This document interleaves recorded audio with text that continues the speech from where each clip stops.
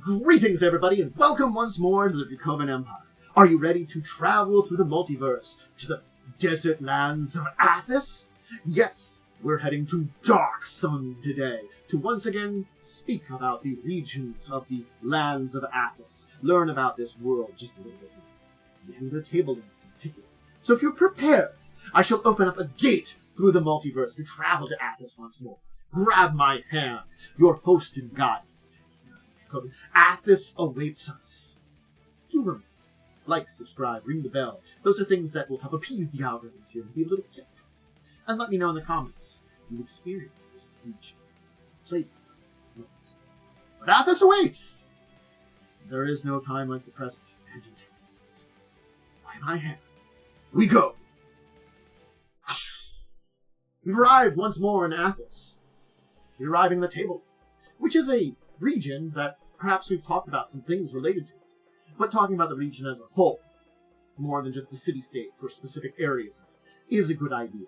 It is, though, oftentimes referring to a much larger area, a specific area. A little tricky. But if I was to dive into some things and also look into some older and places to look, what sources would I look to? I'm going to be primarily using the Dark Sun campaign setting from 4th edition. It's a very good update for a lot of information, provides a lot of things. But the box set from Dark Sun is a very good place, and an area that takes place in the Tablelands that can give some good lore on it that you might want to look into is the Brazen Gambit. For once, I can recommend, I rarely do this, a novel. This is a Dark Sun novel. It does provide a lot of information on the Tablelands region where it takes place in, so if you want to look into some more stuff there, Brazen Gambit might be a good idea. Well, it's a good story, provide some information. But again, those are the two bottom ones are your older edition stuff. Up to you how you want to use those. But all three are great sources. Anyway, the Tablelands. This is the area stretching from the foothills of the Ringing Mountains to the Great Ivory Plains, from the Lost Oasis to Dracovin. They are a vast territory of sand, stone, and scrublands. Mesas and buttes, which are very picturesque, named for which the region is named after, with plains and rises that are like broken ramparts and badlands, painted in oranges, yellows, and ochres. It's a land that's ancient, inhabited by almost all the speaking people of Athas. Trading posts, hidden villages, crumbling ruins. A lot of city-dwelling Athasians think that the deserts and desert people, when they think about them, this is the region they think of. So if I'm in, let's say, Nibene, or Ram, or Urk, or Tyr, and I think of the desert and the desert people, the Tablelands is your quintessential one. You know, it's... Interestingly enough, they have this is the generic thing of, like, people outside of our city. And this is the region. Basically, there are people in some of these cities who refer to Tablelands to describe everything between the Ringing Mountains and the Sea of Silt. It's not. Two city-states dominate this region, Tyr and Urk. Tyr, of course, has the broad central regions of the central area belt of the Tablelands, while Urk has influence over the northern ones. With the death of the King Kalak of Tyr, basically there's new complications in the rivalry between these two city-states. Halman of Urk wants to seize all of Tyr's iron mines and extend its control to Tyr's walls. On the other hand, you know, members of Tyr would like to see their influence and overthrowing of the old guard happen in other city-states. So, yeah. Basically, the difference between what each city claims it controls and what it actually controls is vast. Basically, outside of Belt of Nor patrols and outposts that bring the two city-states. If you're a traveler and you're outside there, it's laws of the desert. Guard your water, watch your step, and trust no one. That's the Tablelands. So, it's a place you can find anybody and anything. You can find herders, elven tribes, raiders, dwarven miners, trading posts, ruins with savage marauders. You name it, you got it. There's small hamlets, remote camps, nomadic tribes, all living in this area. It is a populated region. Not a safe region, not a easy to live in region, populated. City-states, trade routes, it has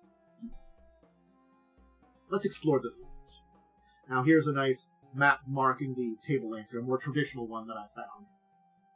So, there's a lot of intriguing sights in this here. The plantations of Tyr's nobles, client villages, raiding camps, old ruins, layers of dangerous monsters, the trade routes that head from Tyr towards city-states like Balak, Gulg, Urk, Great Mirlot drawn, Angusine's creak down these well-potted troughs with roads that are far from safe. So basically, major trade routes head through these regions. A lot of people head through these regions. Outer. A Bacalian merchant dynasties of Weaver, Bees, and Pamar have sponsored a fortified town of about 2,000 people, basically astride the trade route that connects Balak and Tyr. Raiders wait in ambush around those walls to attack at any time. Altuk's got well-paid mercenaries that drive off bandits that lurk within about half a day's journey of the town. So if you're within half a day of Altuk, or Alteruk, you're pretty safe. If not free to travelers, you want to enter a gold fee per visitor, including beasts of burden. But it's 15-foot high walls, it's got stables, room, board, trade opportunities between merchant houses, gossip from all over the Tablelands. Basically, it would require, for raiding tribes, the largest and fearsome ones to attack here. And things like the Giants of Estuary before Tongue are said to want to strike the town. They've happened before. So like big raiding attacks, attacking the town, have happened. It's just rare. Most of the time, mercenaries, the walls, protect them. It's governed by a Balakan noble named, I'm going to butcher this name, Aras-Panteles. He's the master of the town, deals with the traders with a stern but fair manner. He has a secret role, though. He's head of a local cell of the Alliance. Yes.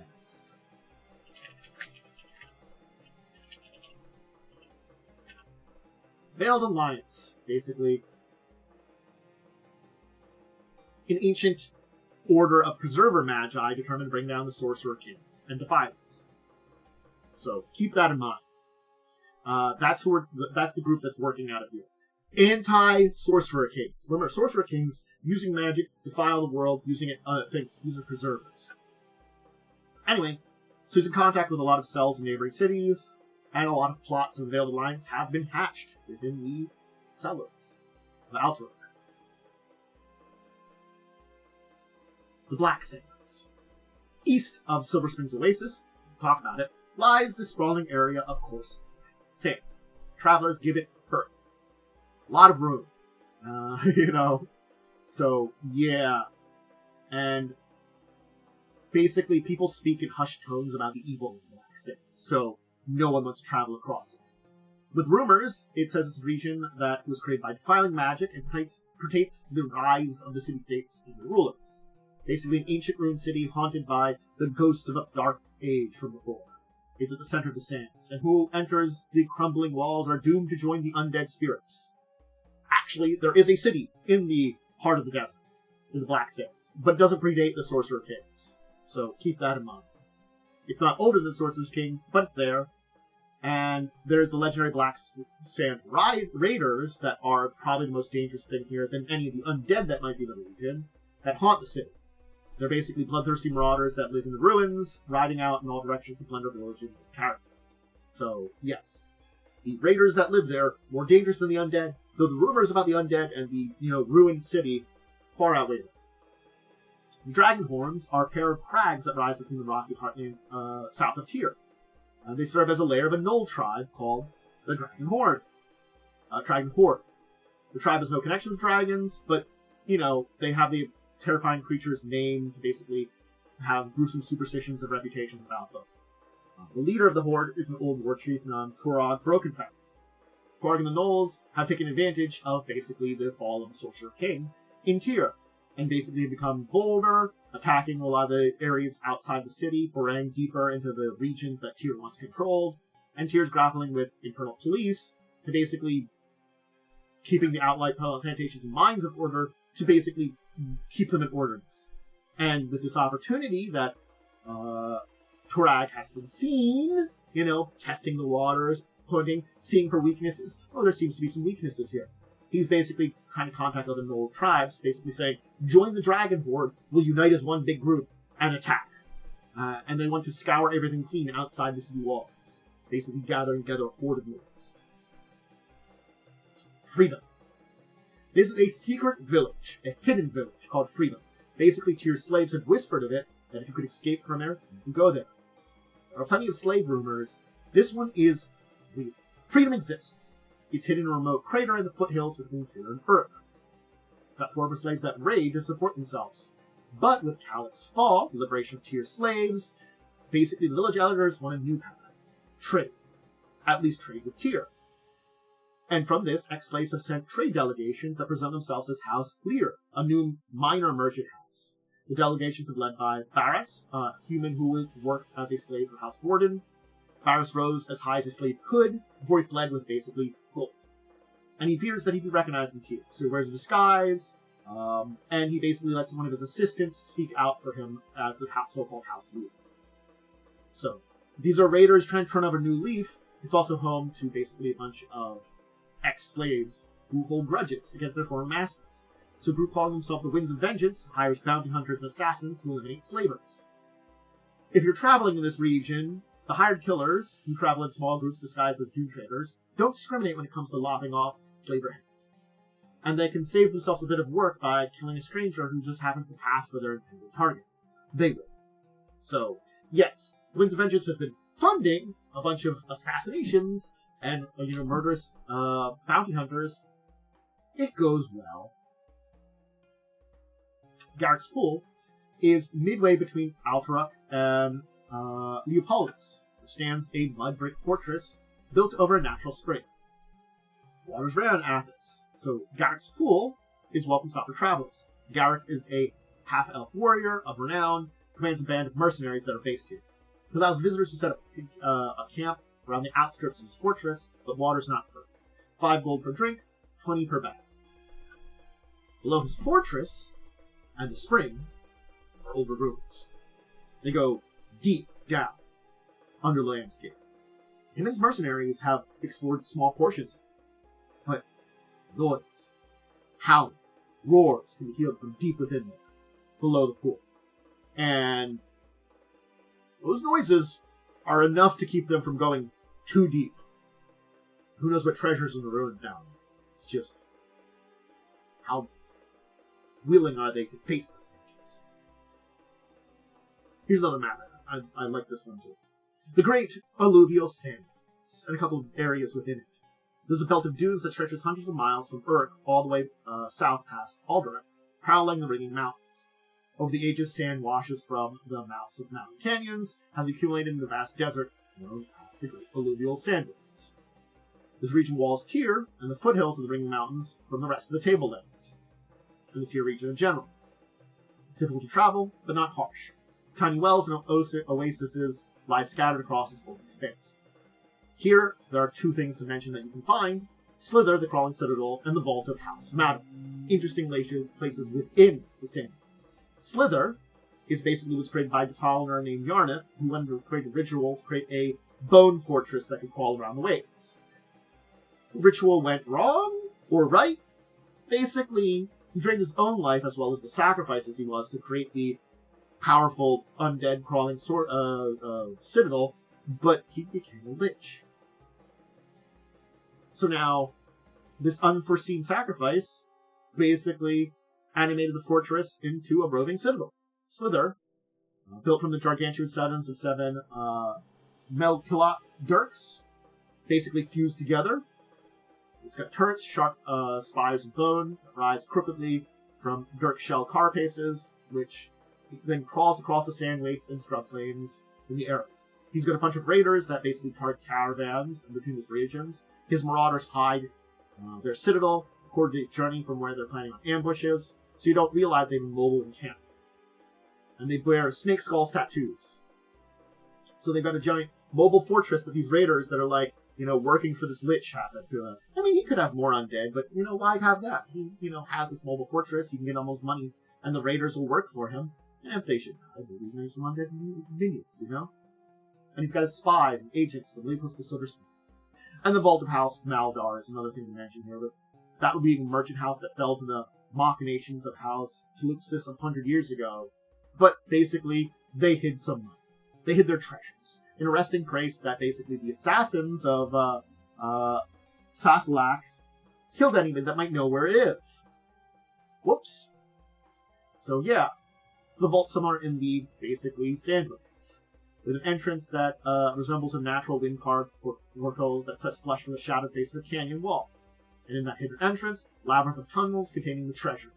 Also, undead, which are buried house, Maldor ancestors, servitors, constructs, traps, wards, all those kind of things. Is the real wealth here? Is the tomb a false ploy meant to hide the true place where the vault is, where the money is? Who knows? We can talk about the mines of Tyr a little bit, because we should mention them. A mountain road grinding between the high peaks leads to the gates of Tyr, and a fortified mining camp a day's travel from the walls. Guard outposts monitor the roads for half-a-mile intervals. Camp accompanies with plateaus on a shelf beneath the sheer cliff of the mine face. It's got crowded with guards, worker barracks, tools, smelting, and heavy equipment. The mine snakes into the mountains following the iron it gets at, because these are one of the few iron mines in all the region. That's why Tyr is still strong. They got iron. So yeah. Arsenic poisoning, bad air, collapses. Workers and raiders basically face a lot of... The workers of the mines face a lot of dangers heading deep in. But hey, maybe the pay is enough. They got a job. And, they're no longer, they actually have a job now and are free citizens. Probably weren't before. Advantage. Let's talk about Kalidnay. So, the ruins of Kalidnay, a former great city in this region, surrounded by from an immense palace surrounded by the mansion of nobles and Templars, the sorcerer king Kalidnay ruled this place. How did Kalidnay fall? No one knows. Whether it was a rival city, a dragon, all that everyone knows about it. Or even some say that it was on the eve of celebration. His queen, basically, Kalidnay had named in honor of his queen, Thanak Ah.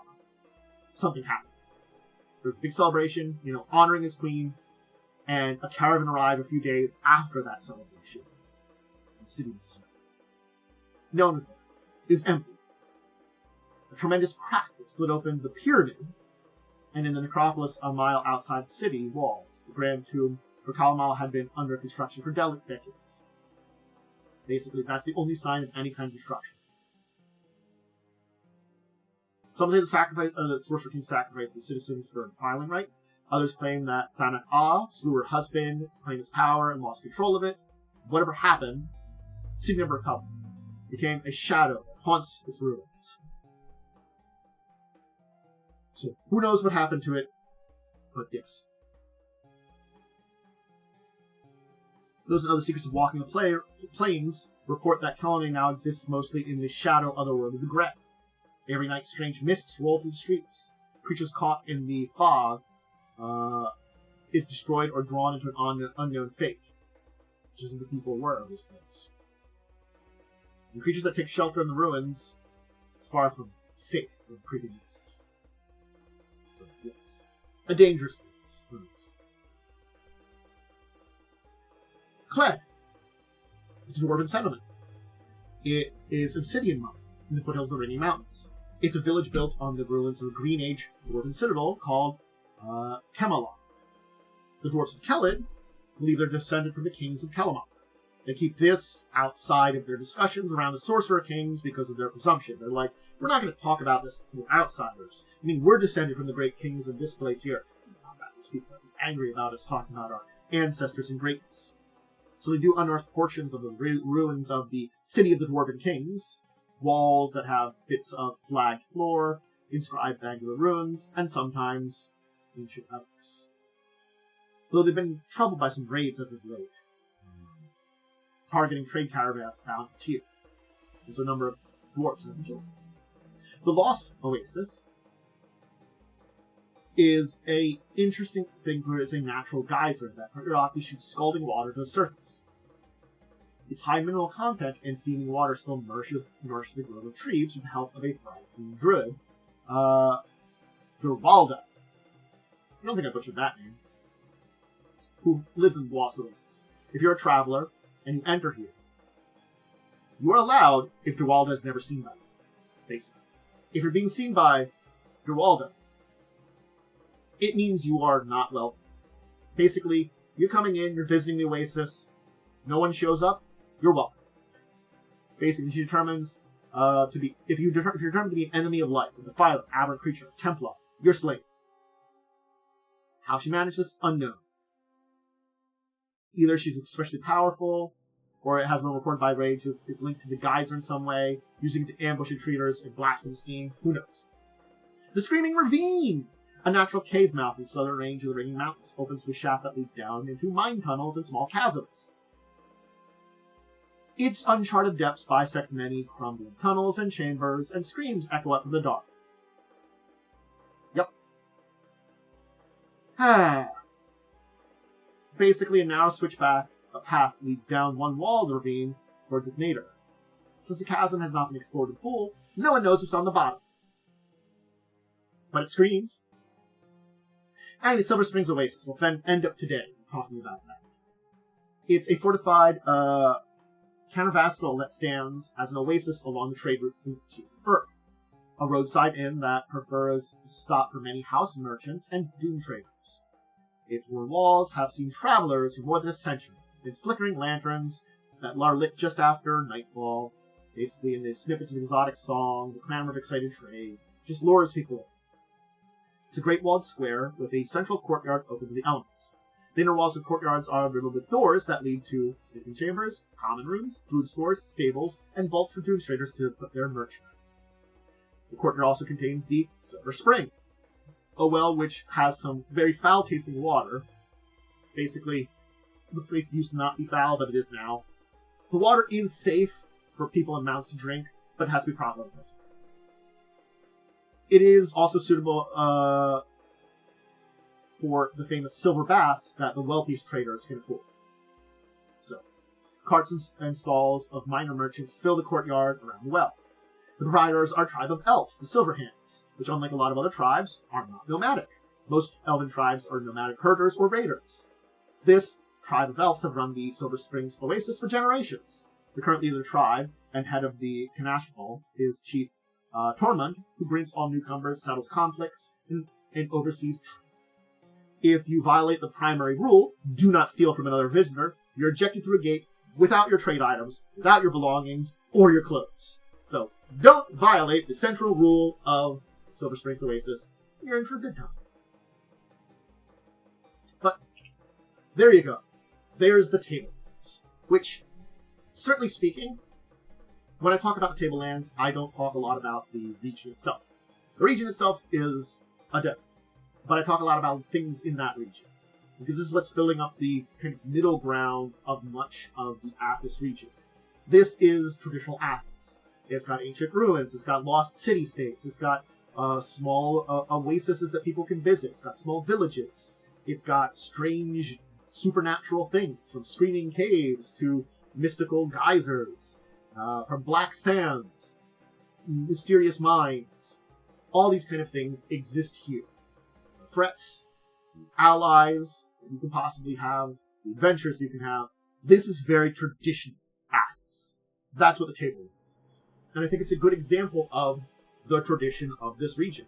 And a good example that helps you get an idea of what's going on here in home. And I hope you did enjoy learning all about it. And seeing why, this area does deserve to kind of be spoke of on its own anyway.